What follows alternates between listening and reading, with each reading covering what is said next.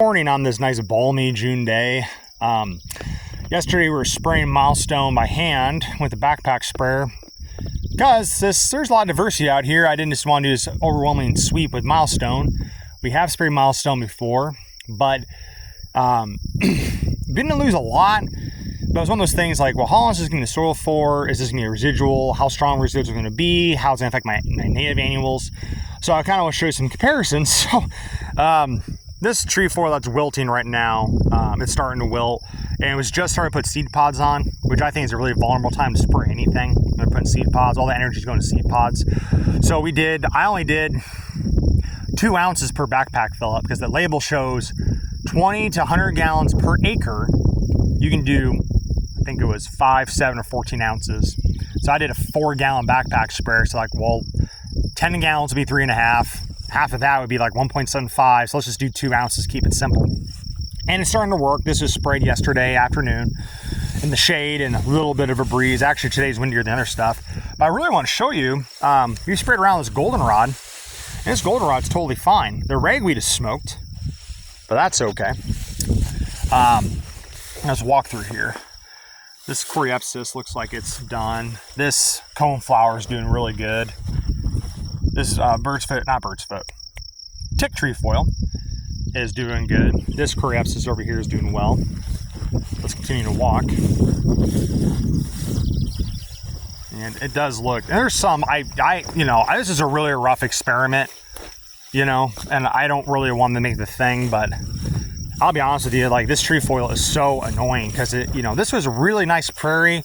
And then the Kentucky bluegrass came in, which we've had really good success because all this was bluegrass, and look at it now. I mean, it's a lot of native seed coming back up. And I know this is not, this stuff down here, I don't think it's Kentucky bluegrass. It would have a seed head long ago. This is a native grass. I just honestly don't remember the name of it. It might be some kind of wheatgrass or June grass, I think. I don't quote me on that.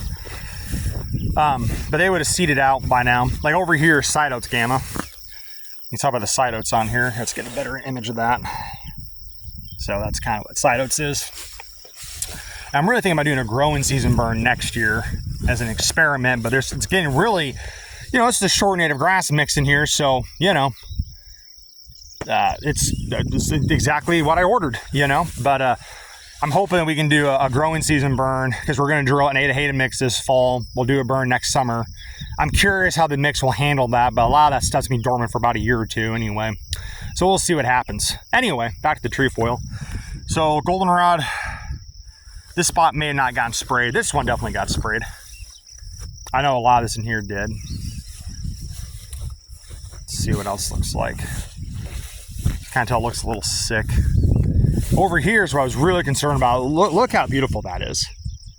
I mean, all this coreopsis and coneflowers, round-headed lesbieza, black-eye Susans. I'm like, all right, Lord, I'm at your mercy. But really, there's a little side damage. So you can see in here, this is all wilted. This milkweed is totally fine. I saw a silver thistle behind me got smoked. This stuff looks like it got hit pretty good. And there's a long list of Milestone, what it will kill and what it will not kill. There's a study done. I'll try to show the link in the show notes down below. But you can tell this stuff definitely just looks sick. Here's some shrubby St. John's wort. I'm sorry, excuse me, St. John's wort. Shrubby's the bush version of it. But there's some stuff looks a little wilted. Mine got hit a little hard. But the good news is this is like the 4th year of this seeding. So this stuff has seeded out a lot. So it's one of those things I'm not too terribly worried about. You might kill the plant. You might have residual for a year or two, but it will come back. Because there's a lot of seed out here that's going to come. But let's continue walking through here. That one got hit. So I just, sprayer wasn't even really ooh, look right here, guys. Got prairie purple clover. That's a treat. That's a real treat, and it's doing great. That's awesome. So you walk, here's where you can see I walked yesterday. This stuff just, it's only been not even 24 hours yet. That black-eye Susan's okay. That coreopsis over there looks like it's almost done. Or it might be a gray-headed coneflower, excuse me. I might have been misquoting. That might have been gray-headed coneflower, not coreopsis. Some of this looks a little weak, but it was definitely not, 7 ounces to the acre. The equivalency of that, yes, but So I'm hoping we'll see what happens. We'll come back another week from now and see what's going on. I have noticed herbicides are acting a little strange this year. It's just very slow than I'm used to. So, but yeah. Welcome to the jungle, pal. So weird stuff happens. Now we're kind of doing more of a tour. I mean, look how beautiful this is, guys. I'm not patting myself on the back or anything, but this is awesome. But, you know, this is why I have such a hard-on towards Birdsfoot Trefoil, because look how bunchy this is. You know, this is hard for a quail or turkey chick to walk through. And, you know, this is a short native grass seeding. We want pollen. This is a pollinator. It's geared for quail and turkey broods. And the bluegrass and the trefoil make it very difficult for them to do their thing. This one's starting to yellow pretty good. And really, so I'm pretty impressed. We'll see what happens the next week or two. Like I said, we hit a pretty vulnerable stage. There is some stuff, looks like over here we sprayed more. Like these coneflowers they might be toast. That one over there, that gray-headed one might have an issue. That black eye Suze might be done. But there's a lot of stuff we were very careful not to spray. And that's why I was spot spraying, because I was concerned about drift. Because you know, this stuff is blown up. Like over here, we sprayed the bluegrass and look what's come up. Over there, it's gonna need some time. That's more actual grass. So, but no, it's a good experiment.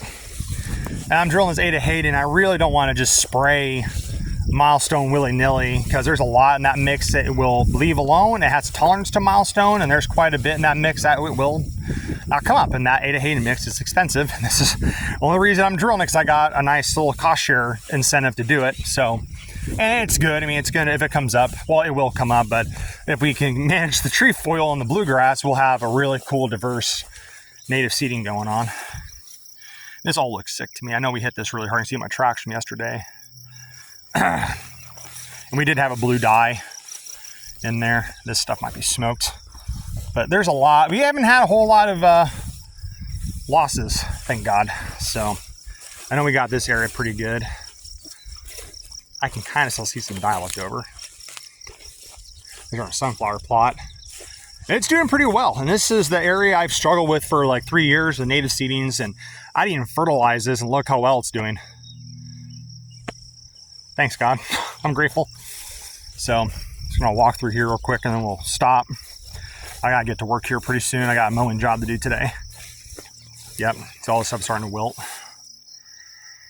Slowly it's wilting. And trefoil is on the label. They suggest 7 ounces to the acre, like I said earlier. So if I was not having all these beautiful flowers out here, I probably would have just done 20 gallons the acre of Milestone, 7 ounces, and smoke checked it. And really, this might be something we can do earlier in the year, and you know, pretty much trefoil is a warm season legume, and obselve are warm season forbs, but you can tell this stuff is just starting to seed out. These flowers won't seed out till like late August. So the stage is set, like the trefoil is coming up sooner than the actual, I lost my train of thought. The trefoils come sooner than the natives are, so it might be one of these things we'll just have to come back, and this stuff really is getting hit hard. That's good. And do like a broadcast application like early May, which is, you know, not really what I want to do, because I don't want to lose what I have here. That study was really powerful for us managers, because, you know, we could achieve goals without ruining the whole thing, you know. But a growing season bird, I have no evidence. It might be very beneficial for a trefoil management. We'll just have to see. So, all right, guys, thanks for watching. Really appreciate this. This is Jesse Knox of Beast of Burden, and please stay cool out there.